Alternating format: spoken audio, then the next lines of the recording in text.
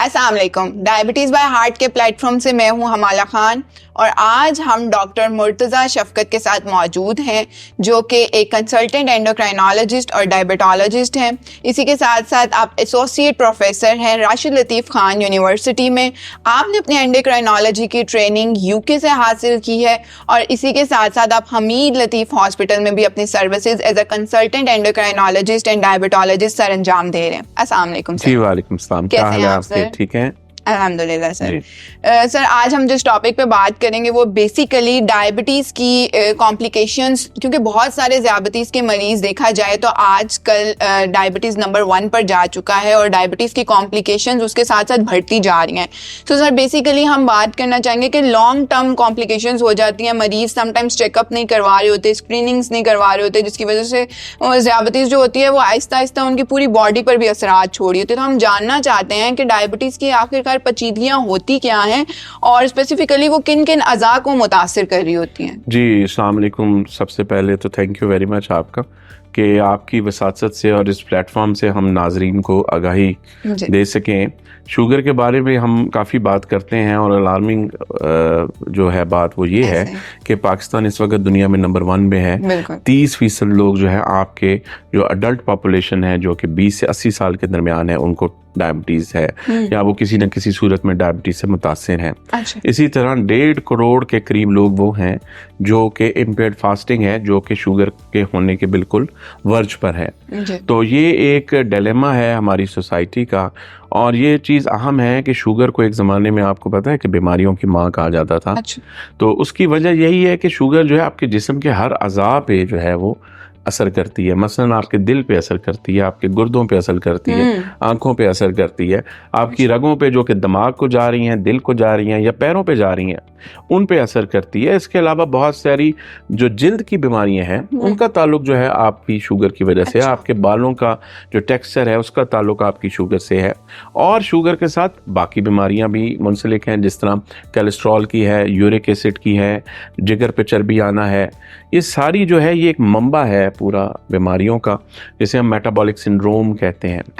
तो ये जो हमारी पॉपुलेशन है, जो पाकिस्तानी पॉपुलेशन है और एशियन पॉपुलेशन इन पर्टिकुलर है, इसमें जो मेटाबॉलिक सिंड्रोम है ये बहुत बड़ी प्रेवलेंट है, बहुत कॉमन है और ये एक किलर है हमारी नेशन के लिए।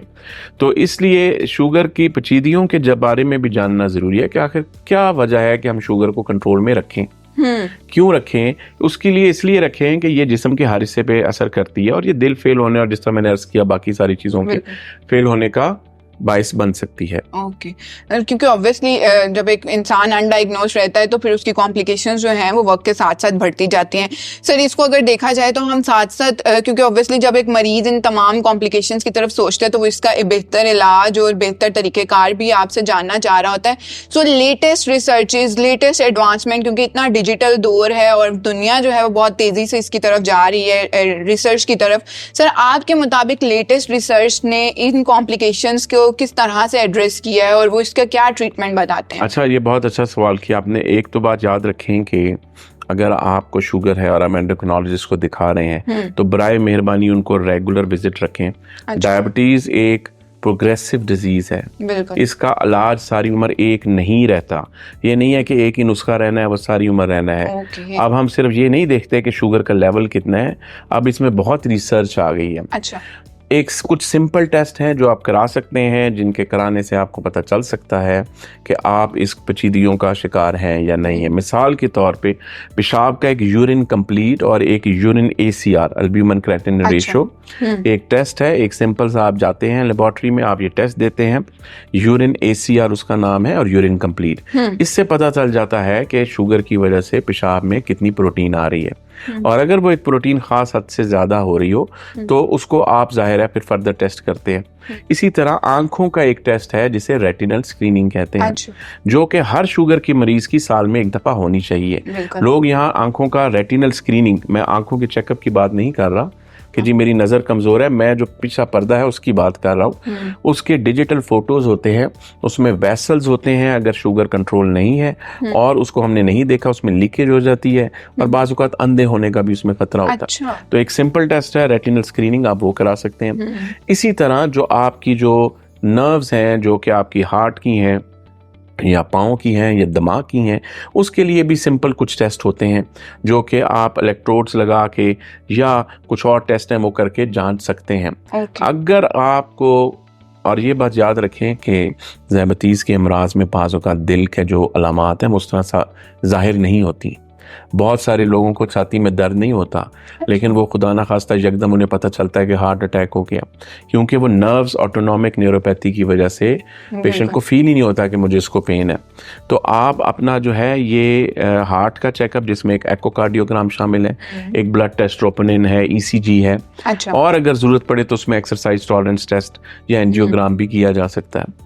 तो मकसद ये है कि ये जो टेस्ट हैं और जो अपना रेगुलर एंडोक्रिनोलॉजिस्ट का विजिट है वो आपको गाहे बगाहे इन चीज़ों के बारे में आगाह करता है। उसको बराए मेहरबानी सीरियसली लें और उसको स्क्रीन करें। तूफ़ान को आने से पहले रोकें, जब तूफ़ान आ गया फिर तो आपने ज़ाहिर है कोई इसमें हल नहीं किया जा सकता। अब आपने बात की लेटेस्ट रिसर्च की, बिल्कुल, तो ज़ैबतीज़ का जो इलाज है वो बिल्कुल बदल चुका है। ठीक है, अब उसमें यह है कि बहुत सारी नई अद्वियात ऐसी हैं जो कि ज़ैबतीज़ के साथ साथ दिल के अमराज में भी इस्तेमाल होती हैं। इसी तरह बहुत सारी ऐसी अद्वियात हैं जो कि दिल के साथ साथ फालिज के मर्ज में भी इस्तेमाल होती हैं। बहुत सारी ऐसी अद्वियात हैं जो आपकी ज़ैबतीज़ के साथ साथ आपके गुर्दों के लिए भी इस्तेमाल होती हैं। तो ये आपका एंडोक्रिनोलॉजिस्ट, जो आपका स्पेशलिस्ट है, वो डिसाइड करता है कि भाई इस मरीज़ के गुर्दे का फंक्शन इतना है, इसको मैं इतनी दवाई दूंगा तो 10 साल के बाद इसका गुर्दा फेल नहीं होगा। देखिए, इस चीज़ को समझें कि जब आप स्पेशलिस्ट के पास जाते हैं उसमें एक डिफरेंस है उसकी अप्रोच में, उसको मरीज़ देखने में। वो सिर्फ एक आम दवाई नहीं लिखता, वो आपके अगले 20 साल भी देख रहा होता है कि 20 साल के बाद उस बंदे ने कैसे करना है। तो ये जो पेचीदगियाँ हैं इनके तशखीस भी मौजूद है, इनका इलाज भी मौजूद है, और अब साइंस बदल गई है, अब उस तरह नहीं है। तो बराए मेहरबानी जो है इन चीज़ों को आप अपना फॉलो अप रखें। अच्छा, क्योंकि ऑब्वियसली आपने बड़ी इंपॉर्टेंट इन्फॉर्मेशन डॉक्टर साहब प्रोवाइड की है हमें। हम साथ साथ ये भी जानना चाह रहे हैं, क्योंकि आपके बहुत सारे पेशेंट्स जो हैं वही सवाल करना चाह रहे होते हैं कि हम अपने लाइफस्टाइल को किस तरह से चेंज करेंगे। बहुत सारे लोग ये एम्फसाइज करते हैं कि आप अपने लाइफस्टाइल को बदलें, तो लाइफस्टाइल को बदलने में आप क्या रिकमेंडेशन? बिल्कुल, आपने अच्छी बात की। लाइफस्टाइल पे हम बिल्कुल तवज्जो नहीं देते, और अभी लेटेस्ट रिसर्च ने ये साबित किया है कि अगर आप सिर्फ 20 मिनट वॉक कर लें दिन में, तो आपके जो खून में शुगर की मकदार है, अगर वो 300 है तो वो आधे पर आ जाएगी। ठीक है। इसी तरह जो दूसरी अहम चीज़ है वो है आपकी जो वर्जिश है मसल्स की, पट्ठों की। शुगर के साथ अमूमन लोगों के पट्ठे कमज़ोर हो जाते हैं। दवाइयाँ भी कुछ ऐसी हैं जिनसे वज़न कम होता है। तो ये बात याद रखें कि पट्ठों की, मसलन शोल्डर की, थाइस की, वो एक स्पेसिफिक किस्म की वर्जिश होती है जो आपने करनी है ताकि आपके पट्ठे मजबूत रहें। कोई जादू नहीं है, कोई दवाई ऐसी नहीं है कि मैं दे दूं और आपके मसल्स बिल्ड हो जाए। ठीक है। तो ये जो प्लस आपकी खुराक में अहम बात आ गई। इसी तरह लोग समझते हैं कि जी सिर्फ चीनी खाने से नहीं, फलों में भी शुगर होती है, आपकी कार्बोहाइड्रेट में सबसे ज्यादा शुगर है। ठीक है। तो आप अपना प्रॉपर डाइट प्लान बनाएं, अपनी फिजिकल एक्टिविटी करें। स्ट्रेस बहुत बड़ा फैक्टर है, स्ट्रेस को लेवल को कम रखें। ये सारी चीजें मिलके शुगर के साथ शुगर का कारण भी बनती हैं और उसकी पेचीदगियों का बाइस भी बनती हैं। अच्छा। तो इसलिए इस पे बहुत ज्यादा फोकस रखना चाहिए और आप अपने स्पेशलिस्ट से डिस्कस करें ये चीजें। और मुझे उम्मीद है कि हमारे पाकिस्तान में बहुत अच्छे माशाल्लाह स्पेशलिस्ट मौजूद हैं, और वो मैंने तो जितनों से भी मिला हूँ या देखा है, वो हर मरीज को पूरी आगाही देते हैं और उसके बारे में बताते हैं। तो इस चीज़ को अडॉप्ट करने, एज ए नेशन अडॉप्ट करने की कोशिश करें। Thank you so much. Doctor Murtaza Shafqat ने आज हमें बहुत ज़्यादा मुफीद मालूमात फराहम किए। उनका कहना है कि सिर्फ एक नुस्खा ही जो है वो आपके 20 साल अगले नहीं देखता, एक डॉक्टर है जो आपके अगले 20 साल को देख रहा होता है। इसी के साथ साथ वो लेटेस्ट एडवांसमेंट और डायबिटीज़ के तरीक़ेकार के बारे में भी उन्होंने बात की, और उन्होंने ये भी बताया कि लाइफस्टाइल मॉडिफिकेशंस एक ज़ियाबतीज़ के मरीज़ के लिए कितनी ज़्यादा ज़रूरी हैं और वो उसकी ज़िंदगी में कितना अहम और इम्पॉर्टेंट रोल प्ले कर रही होती हैं। उम्मीद है कि आपको डॉक्टर मुर्तज़ा शफ़क़त की आगाही बहुत ज़्यादा मुतासिर करेगी और आपके फ्यूचर में डायबिटीज़ को कंट्रोल करने में बहुत मदद करेगी। खुश रहें, अपना ख्याल रखें। अल्लाह हाफ़िज़। Thank you.